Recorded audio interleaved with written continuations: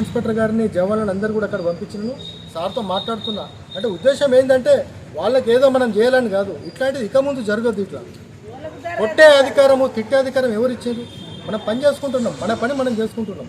నేను మీ అందరు కూడా ఒకటే ఏం కోరుకుంటున్నా అంటే మనం చేసే టైంలో మనం చేసే ఏ పని కూడా మనకి పొద్దున్న 5 గంటలకు లేచి పని చేసేది ఏంది?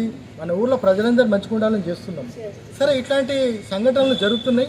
నాకున్న 30 సంవత్సరాల సర్వీసులో ఇట్లాంటి చూసినాను, జరుగుతున్నాయి. నేను కూడా ఇప్పుడు ఈ సందర్భంలో నేను ప్రజలందరినీ ఏం కోరుకుంటున్నాం అంటే మేమందరం పొద్దున్న 5 గంటల నుంచి రాత్రి 12 వరకు కూడా పని చేసేది మీకోసం చూస్తున్నాం.